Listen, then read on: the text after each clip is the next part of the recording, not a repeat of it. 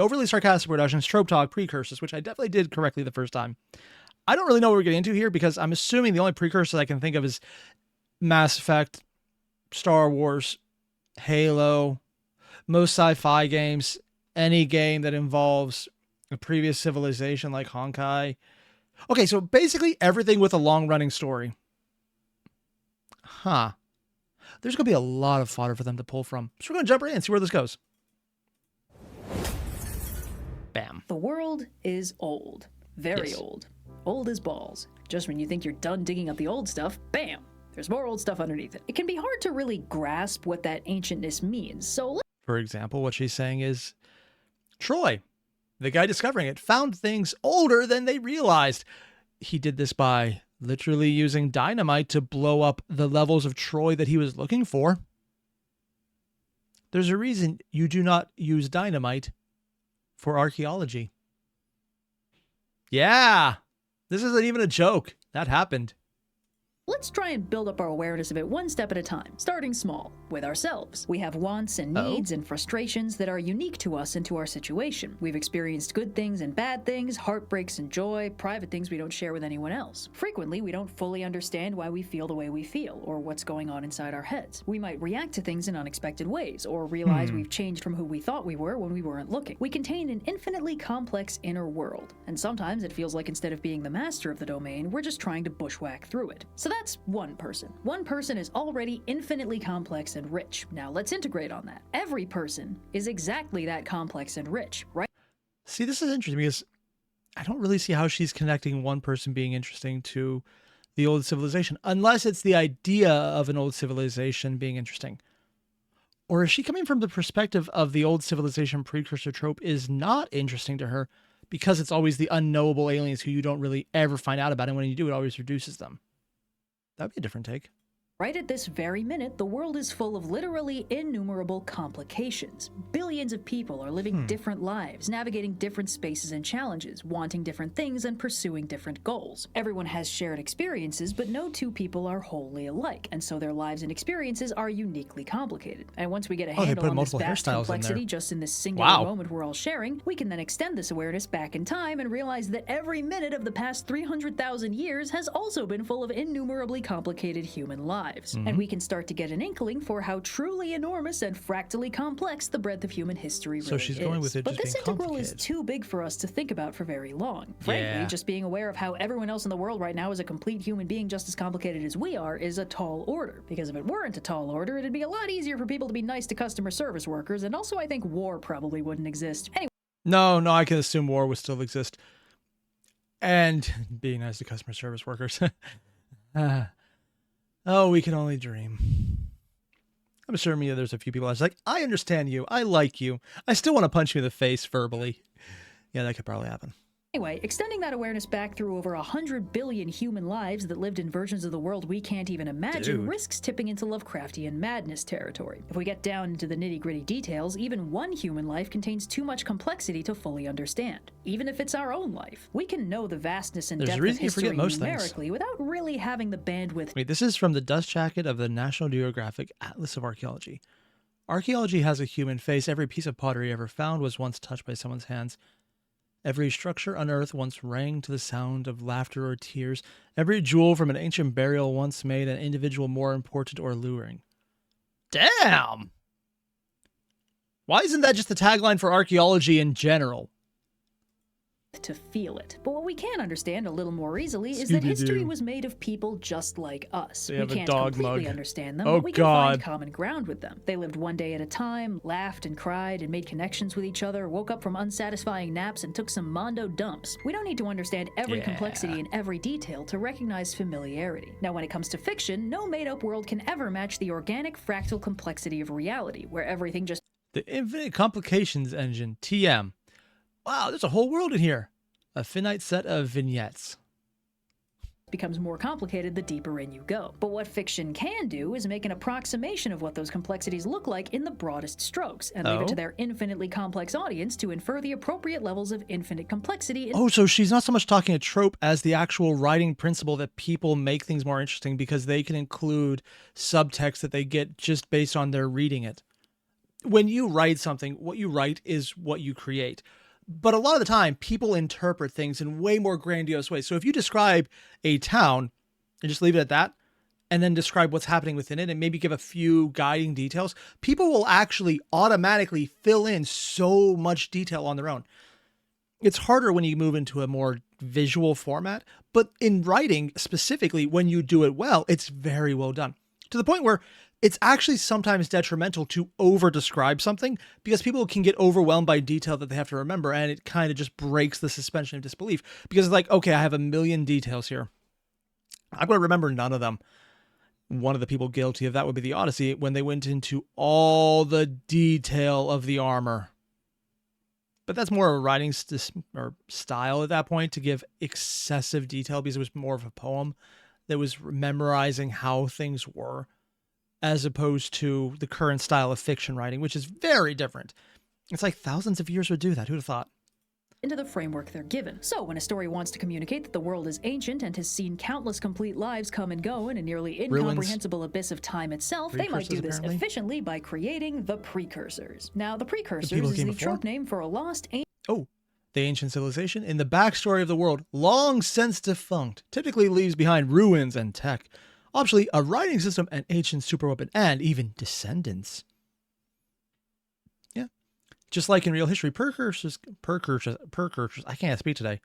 I gotta love that precursors can have even older precursors of their own, often way more advanced than anyone in the modern day somehow.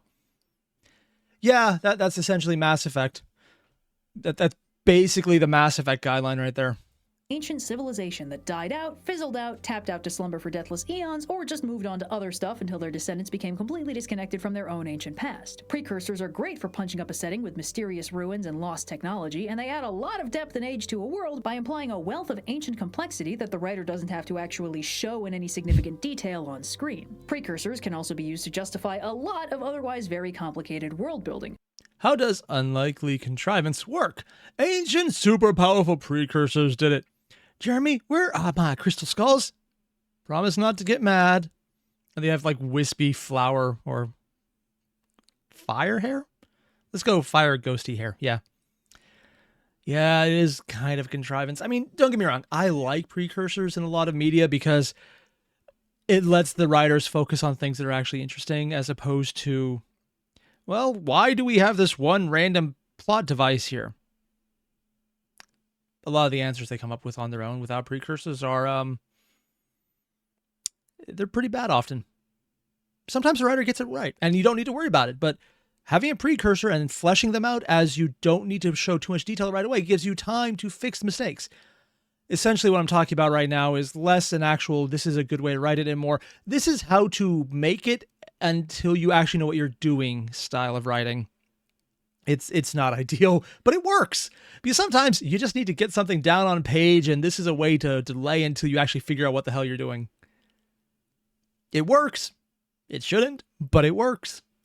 Especially in sci-fi settings, by simply having been so advanced that they were capable of achieving things that are now impossible for the main characters and their civilization of choice. This is a very useful get-out-of-explaining-free tool for a writer to have. There are certain genre conventions of sci-fi that don't hold up to a high school curriculum's level of scrutiny. Things like faster-than-light travel, higher spatial dimensions, and large numbers of habitable planets with human-like aliens on them. I mean, it can hold up. You just have to do little things like suspending disbelief.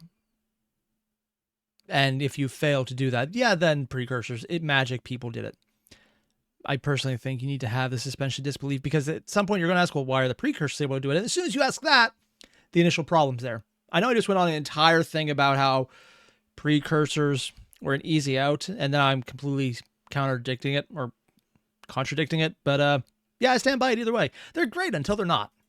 Things that make sci-fi fun and adventurous and very much not. I just realized that's literally a Stargate SG-1 reference. Disappointed myself for not getting that. Not how real space works. If a writer is in a hand-wavy mood, they can just credit any and all of these things to a highly advanced precursor civilization with technology beyond the comprehension of modern science. So it's okay if we have FTL drives, we don't need to explain how they work because Also, the speed of light is a hard limit. How does it work? I don't know, ask him. Magic. The thing is, it's not actually a hard limit. It's a hard limit based on the gravitic forces within the area you're in. Light is actually shown to travel at different speeds based on the amount of gravity in area, because it does warp. It's one of the reasons you can have a red blood moon, because light is literally being warped around the planet. Because what you're getting is a shifted version of it. So if you have a high enough gravity, you could slow it down. Or if you go into a place that has absolutely no gravity, not even the microgravities of dust particles within the solar system, theoretically, it could go faster. And if you got out of any gravitational force whatsoever, which would be the beyond the border of existence at the universe where it is expanding, one, that should also be impossible. Two, theoretically, it would expand really fast. Don't think it could, though, because the first light that had it and lost its energy would be moving, but who knows? There's so many cool things you could do with gravity to make light work in weird ways. Granted, in practically useful ways, we have none of them, but it's cool nonetheless.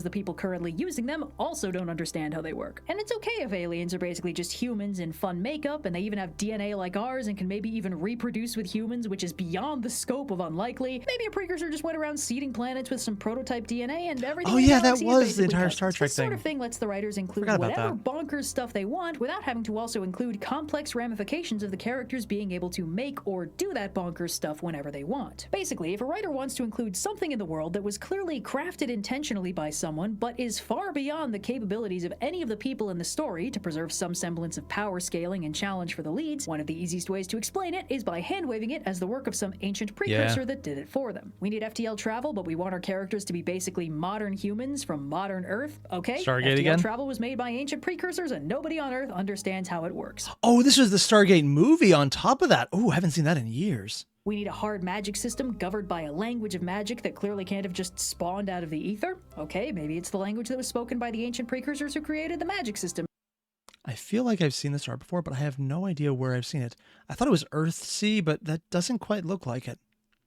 It might have also been dragons or something. I think this is more common in sci-fi settings than fantasy ones, because when a fantasy setting needs to contrive world building, it can usually just say that the gods did it that way.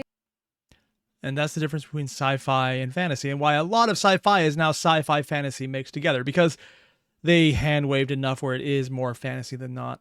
It's actually an entire genre when you look at how things are organized in libraries. There's science fiction, there's fantasy, and then there's a mix of sci-fi fiction where they're really not sure what to put in there because it's sci-fi. Yeah. I don't mind that kind of writing. I just don't like that there's no good title for it. They just kind of put both labels on at once. But why can only one of dragon blood draw from the sword? Because we said so. Yeah, God said so. And Pylo 1, thank you too. She said it didn't hold up to a high school science. Not that it didn't hold up in general. Also, your upcoming book stream has very unique precursors.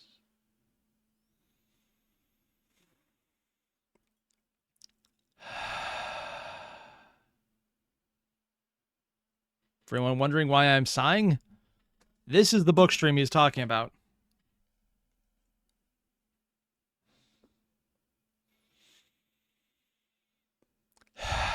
I promise to do it. I've been putting it off for literally years. I will do it. I owe 2 chapters. Ah! Fuck! You! Ah! I have no idea what those buttons do.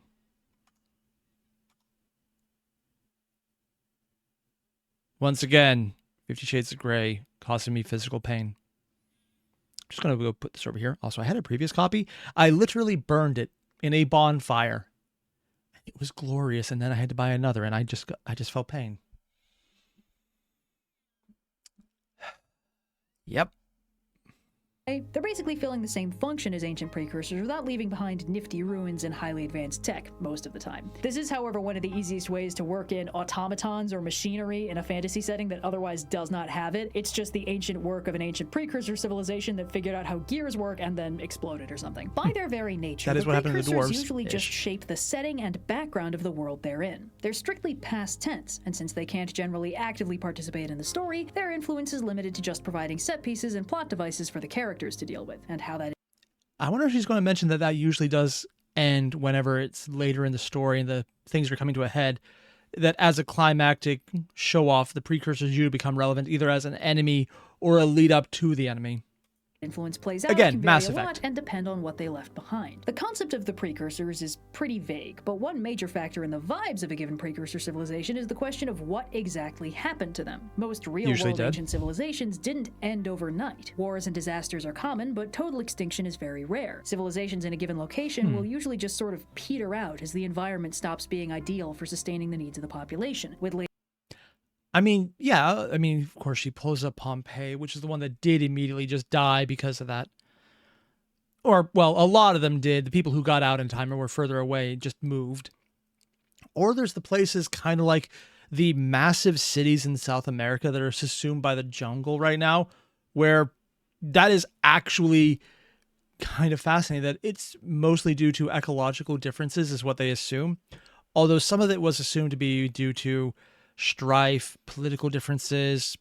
It's hard to say because a lot of that is not really certain. But there's entire cities where they're just empty now, but they still have so many cool things in them. Again, subsumed by the jungle, there's the word. Later generations abandoning unused buildings or migrating to more ideal locations, leaving formerly useful construction to lapse into a little too warm, not wet enough, you move on. This slow transformation from one civilization to another is probably the most common way a society can end in the real world, but it's very rare in fiction, probably because it's complicated and boring. The precursors are designed to be an open question mark in the world, a place where people used to be but aren't anymore. There's questions implicit in that and answers hidden in the designs of the ruins, the function of the technology, the records that might have survived. This is all. See, the thing is, did she just say it's usually less? And answers hidden in the designs of the ruins, the function of the technology, the records that might have survived. Questions implicit in that and answers hidden in the designs of the ruins, the function of the technology, the records that might have survived. This is also something that appeals to real-world archaeologists, treating the past like an endlessly deep stack of mysteries to solve. But writers can build their worlds to make these mysteries appealingly dramatic and clear-cut in a way that's not common in real-world history. Because you would have an exact reasoning of why things ended as opposed to a bunch of things you could find out. Okay, I guess that kind of makes sense for it being more clear-cut. The only thing I would say is the more clear-cut your precursors are, the more you absolutely know what's going on. It does add a time element, specifically a time element to how long they've stayed their welcome. If it's at the end of a story where you're finding out all the mysteries and it's at the climax and things are about to hit ahead and you're not too far from the ending, so you can have a lot of plot lines being wrapped up, having a clear-cut idea of what's going on is fine unless you're going to have a sequel, which most people do. But if you're immediately aware of exactly what's going on with the precursors without any hint that there might be something more to them, then it's just background fluff that isn't actually interesting. There's no mystery, there's no draw. It's like, okay, here's the background details.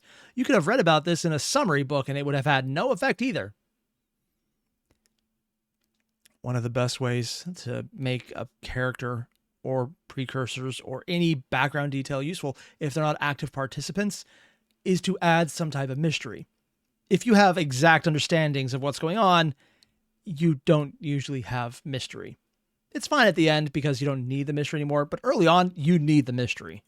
So when the question of what happened to the precursors comes up, there's usually a pretty short list of answers. The easiest answer, of course, being no one knows. This is the basic open-ended option that essentially leaves the remnants of the precursors to just speak for themselves. There are cool ruins, fancy relics, maybe a writing system nobody can read to preserve the mystery. You can use the ruins for background set dressing or to store some MacGuffin the heroes need to find. These precursors only contribute to the story by making a bunch of stuff for it to play with, which is totally respectable and saves the writer from having to world build their society in any meaningful way. As a bonus, if the writer wants, they can also choose to include one or two isolated survivors of this mysteriously vanished people. Since one or two people do not make a society, they can be peppered in comparative isolation without appreciably raising the writer's world-building costs. Oh yeah, there were very few Zonai in that. It was really just the king and his sister. Huh. It never occurred to me, but now that's being pointed out by her saying a few specific individuals, it really did just have the two of them and no one else. Huh. As long as they're not interested in explaining the details of how their people used to work. The vagueness of these precursors can lend itself to anything from general melancholy at the inexorable passage of time to existential eldritch horror if it's indicated that their mysterious unknown fate was the result of some incomprehensible bullshit that got them blipped out of existence or something. And on the subject of eldritch horror, another way to answer the core question is the self-explanatory: the precursors are still around, and that's a problem. This is common when the precursors are unaging godlike entities who left their works behind or maybe got sealed away instead of dying out. These precursors get to double up as antagonists, frequently bundled as a package deal with their ancient ruins and cool technology because they were being stored in the same place. So our heroes get to reap the benefits of cool ruins exploration and highly advanced technology, along with a fun cabal of profoundly powerful and dangerous problem precursors. I know they're referencing Cthulhu right here, but I have no idea where this is from at all. However, since the precursors are usually defined as having been incomprehensibly powerful and capable of feats that no modern science or technology can match, the presence of actively dangerous surviving precursors risks being an unsolvable problem. Sometimes Odd choice to use Lord of the Rings here, because yeah, there are the precursors, but every problem is a precursor. Hell, Sauron is just a leftover of a precursor. He was the servant of Morgoth. Although, for some reason, people keep thinking Sauron was the god, or the person who became the god of evil and darkness, who was sealed behind the doors outside of existence. The entire problem with that being, he isn't sealed out of existence. Sorry, Lord of the Rings nerd moment there. I've had people actually argue at me that he is the evil god, and I'm just like, no. I might not have been able to finish the Silmarillion because, dear God, but even I know that one. Yeah. Also, Gandalf is also one of those precursors, so it kind of doesn't quite work, although most people don't know Gandalf is one of those precursors because it was not highlighted in the movies. It didn't really matter. It just kind of happened. You're just like, oh, well, I guess he's alive after dying. Yeah. sometimes this is the point of Ooh, them, that was as Mountains is the of general Madness, vibe of Anthony? most Okay. classic Lovecraftian horror. The entire point of the nightmare fuel is that the old ones are so beyond human power and comprehension that we are as ants before them, and humanity is profoundly insignificant in the face of the old gods. But in more traditional storytelling structures with protagonists and antagonists and actually achievable goals, the What? problem precursors can probably be Atlantis, finagled away in a yeah. few seasons of hard work and heroic gumption. On the other end of the problem spectrum, some precursors are gone because they became so advanced that they left the planet or ascended to another plane of existence or became energy Also beings Stargate. or something similarly incomprehensible. These precursors usually leave behind Also ludicrously Atlantis. advanced tech, Yeah. which the characters have to clumsily stumble through figuring out even the basic features of, like me when I'm handed a non-touchscreen phone. These precursors almost never Oh, God, yeah, those phones exist. I couldn't use them. I grew up with them and I still sucked at it. I have no example. show up in any That was just meaningful bad. way, possibly due to a Prime Directive-style no-interference clause with unenlightened physical life forms, and this is basically just another way to conveniently sweep them off the board and leave behind all their coolest stuff. It also plants this interesting idea in the substrate of the story, that civilization is a linear process of development and growth with an end goal in the form of what amounts to a game-over screen. The precursors won, and their reward was some sort of incomprehensible godlike ascension. If our current civilization follows their example, maybe we get to do the same thing. This is one of the only precursor versions where it's kind of implied that nothing bad happened, because nothing bad had time to happen after they achieved their win condition and got taken off the board. Odd choice that she would use Star Trek for that, because technically one of the win condition beings there were the Q, and their bad win condition is they're so incredibly bored that existence is kind of meaningless for them. Which honestly sounds really horrible. Civilizations left to run indefinitely might achieve some kind of cultural victory by building themselves into a utopic golden age, with the obligatory caveat that very few supposed utopias are actually built to be utopic for everyone in them. But even golden ages are dependent on fallible people and an environment that can physically sustain their needs. The victory doesn't last forever, and they'll almost always either collapse into a less idyllic arrangement or just transform to become unrecognizable. In the story of real history, victory doesn't end the story on a high note because the story doesn't end. But these stories posit that if you just civilization good enough, you'll win so hard you can stop dealing with reality at all. Oh, wait a minute. Isn't that just called fiction? Oh, yeah. This is just the Rapture in a weird hat. But far more common than any of these are the stories where the precursor civilization was destroyed by some calamity, often the wrath of the gods. A lot of these borrow heavily from the Platonic dialogue on Atlantis, which is Really, Atlantis coded.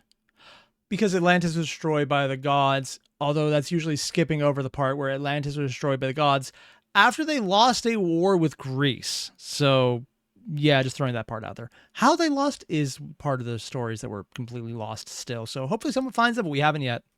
kind of the blueprint for highly advanced lost civilizations, and was famously destroyed by the gods for their hubris. In fact, a shocking number of precursors are just literally that's just the Atlantis movie. In these cases, the precursor civilization collapsed, leaving behind a ton of ruins and fun artifacts, but more notably, unlike the other possibilities we've laid out, these precursors can, and almost always do, also leave behind heirs and descendants. And this is where the precursors start playing a more interesting role in the story, because precursors that just leave behind ruins and relics are a useful way to spice up a setting and pepper in some fun artifacts for the characters to play with, but precursors that leave behind descendants can facilitate much more complicated stories about legacy and the cycles of history and learning from the mistakes of the past. The structure of these stories is very consistent. Back in a theoretical golden age, a great precursor civilization dominated the world. They thought they were Howl's Moving Castle? No. Castle in the Sky. I haven't seen that in so long, I actually forgot a lot of it. Were so cool and so amazing and the most powerful thing around, and then something even more powerful crashed and the out to of be the ether continued to remind them sign. of the real shape of the What if food that's a video she chain. already This might made? have been divine intervention, a cataclysmic natural disaster, the realization that they've cut themselves off from the things they need to survive, their own advanced technology going awry. The exact shape of it can vary a lot, but it's basically either something that was completely beyond their power to control, or something that was the direct result of their own actions. In the "oh no, not the consequences of my actions" version, the precursors can also potentially contribute one more story element. Sir, the leopards eating people's faces device, it's gone haywire. My God. Leopards eating people's faces device? The fuck? Red, what were you making? Why don't just, you know, every now and again, sometime Red makes an image, and I'm just thinking, you are thinking of things I don't want to even have that down. Normally this happens in a Netrix video where she creates things that I'm okay with never trying to find out her thought process. Right now, I'm just wondering, a leopards eating people's faces device. I get the joke is supposed to be, oh yeah, this is some horrible thing we never saw coming. And the fact that it's so obvious is why it's funny. But also, thinking of that in the first place. Okay. A problem. Maybe the precursors built a weapon, or genetically engineered a tool, or turned themselves into something wonky, and the unintended consequences didn't just destroy them, they also stuck around to destroy a bunch of other stuff. This has a very fun layer. Okay, I do not recognize that show at all. I want to say maybe, Superman anime or something? I do not know what that is. It's kind of bugging me too, because it looks like it'd be pretty cool. Of existential dread that even the Lovecraftian great old ones don't match, because it basically Halo, asks probably? the question, if the godlike beings that created this threat couldn't stop it, what are we supposed to do? It's like that philosophical question, could God create a rock so heavy he couldn't lift it? Only the answer is, yeah, and it killed him. It's kind of the worst case scenario answer to the question implicit in the trope, if they were so— Oh, Halo Zero Dawn, which is literally one of the absolute best twists I saw. That game was really good. And Pilot, you mentioned, I never thought phase-eating leopards would eat my face, is a common saying. Seriously? Oh, well, I literally had no idea about that. News to me. so advanced, what happened to them? And it really communicates the potentially apocalyptic scale of the threat. Whatever the problem is, it already ended one better equipped and better armed civilization, so if our heroes don't figure out how to handle the problem, the good news is they're not going to have the problem for long. But this is only an issue for settings where the Precursor's downfall outlasts the Precursors themselves. Oh? That's not always the case, especially Sometimes in the more it burns out. Atlantis-inspired ones where the Precursors got too hubrisy and exploded about it. Sometimes the only thing the Precursors leave behind is a cautionary tale and a small handful of descendants to take it to heart. Because when you have this kind of Precursor, it is almost always the case that at least one main character will turn out to be one of the last descendants of the Precursors, frequently a direct heir to the defunct royal Castle in the family, Sky. which I need they to almost rewatch all that. have, and they will be tempted with the possibility of restoring the lost empire to its former glory. It's truly like clockwork. Like, the consistency is very She-Ra? impressive, Oh, yeah. considering this isn't at all a part of the original Platonic dialogues about Atlantis. This might be Tolkien's fault, like a lot of other mainstay fantasy tropes in the genre. It doesn't come up in much detail in The Lord of the Rings. Oh, the entire Aragorn. Yeah, because he was a descendant of Numenor who was out in the Ranger Wilds, or the North with, that's how he met the elves and everything. Yeah. Especially not the movies, but Aragorn's one true king status comes in large part from being one of the last descendants of the Numenorian kings, the royal family that ruled the ancient Atlantis-like greatest civilization in the history of ever, until they got Until the dragon decided to have some way with them, but you know, or was it a Balrog? got too hung up on existential dread and decided to try conquering Valinor and seizing the power of immortality for themselves, whereupon they boofed it so hard that the gods exploded the island and turned the world from flat to round so mortals couldn't try to invade them anymore. But don't worry, Aragorn is descended from the not stupid part of the family. The lesson to be learned from this precursor downfall is pretty overt. Yeah. Attempting a military takeover of heaven itself is stupid, and mortal lifespans are a feature and not a bug. Aragorn handily internalizes both of these lessons, so when he becomes king of Gondor, they all have a much better time of it by simply not doing the stupid thing. Since a solid 70% of the Elves equal hot. The golden age is over. So much that was beautiful is lost forever. The machine of war has decimated the world, and we cannot go back. We can never go back, only move forward into an age of waning magic and mechanized horror. Because he did even mention that this is something that Tolkien wrote about specifically in one of his prefaces for, I don't think it was the first edition, but like a later edition of Lord of the Rings, that if someone had decided, or if he had specifically decided to change up the story so that Saruman had acquired the ring, he would have inevitably betrayed Sauron and defeated him. And then it would have gone down a World War I-esque plotline of mechanization, advancement through industry, destroying everything in the process of advancement, and having a long, drawn-out fight. He actually flat out said it would move down that way, which is kind of fascinating that he considered that option. Didn't come up. And as far as I know, he never wrote any alternatives of his own storyline. It was just, this is what happened, not this is what could have happened, as a lot of new fiction does. And yeah, the only thing people get from this is elves equal hot. Yeah, prior to that, they were house elves in Harry Potter, essentially. Yeah. fantasy genre is just looking over Tolkien's shoulder and taking notes, it wouldn't surprise me if this is why a lot of precursor heirs are less interested in renewing the ancient empire that is their birthright and are more focused on questioning what happened to kill it in the first place and if maybe it shouldn't stay dead. This adds an intriguing second half to the core question, if the precursors were so advanced, what happened to them, in the form of, and can we fix it, and should we fix it? Generally, when the question is, should we try to turn back time to the good old days, most stories come down on the side of no. Clinging to the fading glory of an ancient empire that self-destructed under the weight of its own hubristic appetite is generally seen as real bad guy behavior. But to explore why that's bad, the story needs to get into the weeds of why and how the civilization collapsed in the first place. A civilization that just collapsed from bad luck or a natural disaster doesn't have a moral reason to stay dead, but the vast majority of Atlantis flavor precursors exploded for entirely avoidable and self-inflicted reasons, and the characters would do well to internalize the lessons of history before trying to do any repeats. So some of these heroes will sort of compromise on the conclusion that remaking the old empire is bad guy behavior, but instead they're going to make a new empire that avoids the ethical and practical problems that nuked the old one. After all, the only reason the precursors exist in the story is to give the characters present depth and context, and there's nothing more rewarding.